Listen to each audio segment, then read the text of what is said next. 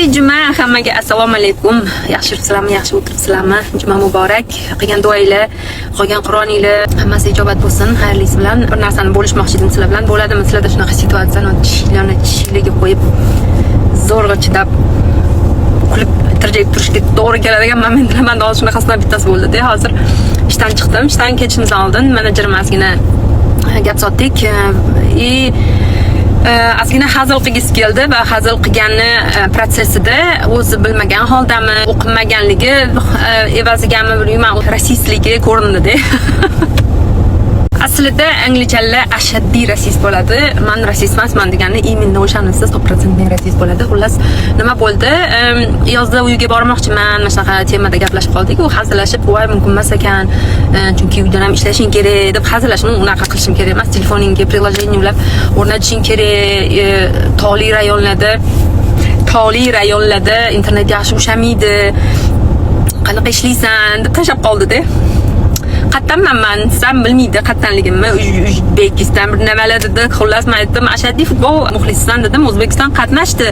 Ko'rmadingmi? Ko'rdim deydi. Bitta nimalarni boshlanishidan oldin aytib o'tdi, O'zbekiston bir nima dedi. Qarochi nima hazil qilmasa ham menga qanaqadir behurmatsizlik tuyuldi. Shunaqa payt bir o'zingizdan xafa bo'lib ketasiz. Shunaqa narsaga chidashim kerak, chidashimiz shartmi deysiz. Ikkinchidan bir narsa gap qaytara olmaysiz, sizni menejeringiz.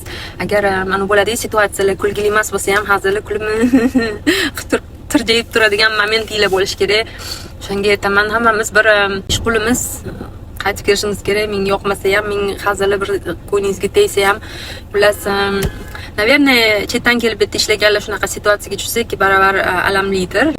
Har bir situatsiyada chet eldan bo'lganingiz uchun ikki barobar o'zingizni ko'rsatishingiz kerak va lishniy gapingiz lishniy. Xullas, men aytishim mumkin edi, meni hurmatlik qilsa hozir seriozniga burishim kerak edi. Burishim mumkin edi, lekin men ertaga shu ishga qaytib kelsam, uni отношенияsi menga odamning mentaliteti yetmagan narsaga, bu narsaga aqli yetmasa, men unga bir nima o'rgatib, o'zimni aqlim o'rgatsam, avvalambor o'zini menejerim o'zini noqulay his qilgan bo'lardi va men tishimga qo'yishimga to'g'ri keldi. Men hazillashdim, aytdim, men ham hazil orasida bir nima dedim unga qarshi tipa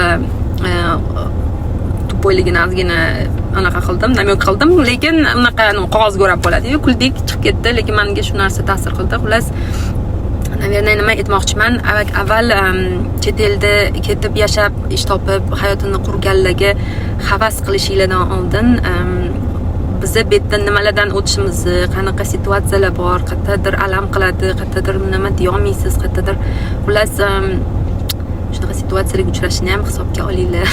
Hammaga xayrli juma.